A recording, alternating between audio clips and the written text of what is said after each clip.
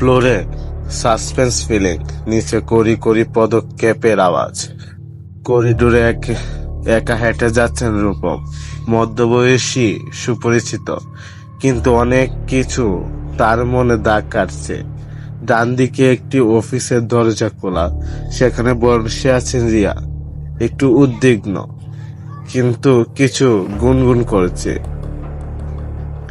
আচ্ছা, কি মনে হয় আমি বুঝি তো কিছু? রিয়া মুঠোফোনে কিছু চিন্তা ভাবনা করে মুখের উপর চাপ রাখ। রিয়া এবং রূপমের বসে আছেন, সামনে এক কাপ কফি, কিন্তু চুপচাপ পরিস্থিতি। রিয়া, তুমি কি কিছু জানো? রিয়া নীরব থাকে।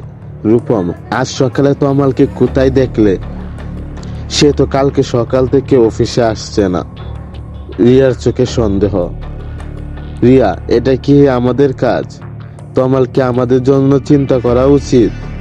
রূপম, আমরা যদি না জানি তবে কি হবে রিয়া? তমালকে খোঁজা। রূপম তমালের ব্যক্তিগত ডেটা অনুসন্ধান করছে। তিনি চেষ্টা করছেন তার ফোন থেকে কিছু তথ্য বের করার। রূপম, কনফারেন্স রুমে কি করে সম্ভব? এই ফোনে তো কিছু পাস হয়েছে। আমি জানি না তমাল এমন কিছু করবে। ক্যামেরা ক্লোজ আপে তমালের ফোন। রিয়া এখন আগের মতো নির্জন হয়ে গেছে। সে দুঃখিত, মনোযোগী নয়। যখন রূপম উঠে গিয়ে তার কাছ থেকে সিগারেট বের করে, তখন তার চোখে কিছু অদ্ভুত চেহারা। রূপম, তুমি কি জানো তমাল আজকাল অফিসে বেশ বদলে গেছে? সে কি শুধু রাশবাড়ি এবং দৃঢ় নয়, তবে সেই অদ্ভুত আচরণ কি কিছু পেতেছে না সে? রিয়া চুপচাপ। সত্যি আমি কিছু জানি না। রিয়া অফিসের পাশে পথ দিয়ে হেঁটে চলে যায় এবং রূপম তার পিছু পিছু চলে। এক সময় সে তাকে অনুসরণ করতে থাকে। রূপম, তুমি কোথায় যাচ্ছ? রিয়া হতভম্ব। আলতোভাবে, অফিসে কিছু কাজ আছে। কিন্তু রূপম বুঝতে পারে কিছু গোপন ঘটেছে। রিয়া হয়তো তমালের সাথে গোপনে কিছু সম্পর্ক রাখতে চাইছে। রূপম রিয়ার কাছে আসতে থাকে। রূপম, তুমি কি সত্যি জানো কিছু? রিয়া হঠাৎ থেমে গিয়ে চুপচাপ দাঁড়িয়ে থাকে। রিয়া উত্তেজিত হয়ে বলে, এটা তো একটা আমার সমস্যা। তুমি আমার ওপর সন্দেহ করো কেন? রূপম চিন্তায় পড়ে। কি গোপন হচ্ছে? সে রিয়া থেকে ফারাকে চলে যায় এবং একে একে সব সূত্র খুঁজে বের করে। রূপম একটি গোপন কক্ষে ঢুকতে থাকে, যেখানে তমাল আর তার ফোন,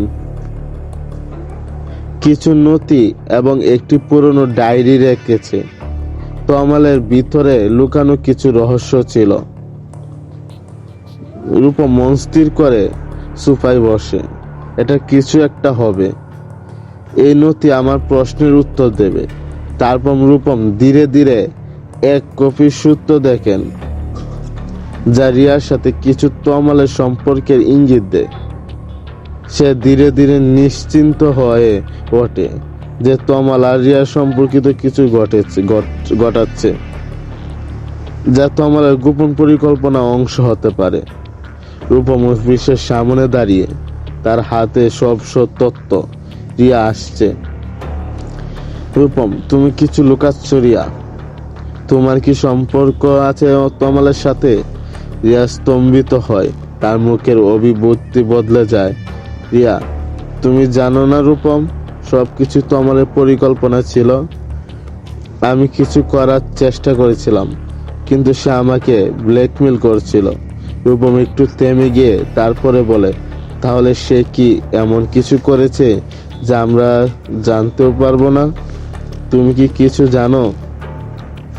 রিয়া কিছুটা কাঁপতে কাঁপতে বলতে থাকে, আমি তোমাকে বিশ্বাস করি না রূপম। তমাল আর আমি একসাথে আসছিলাম, কিন্তু এটি তোমার কাছে নয়। এর সেই মুহূর্তে রূপম আর রিয়া একে অপরকে সন্দেহের চোখে দেখে।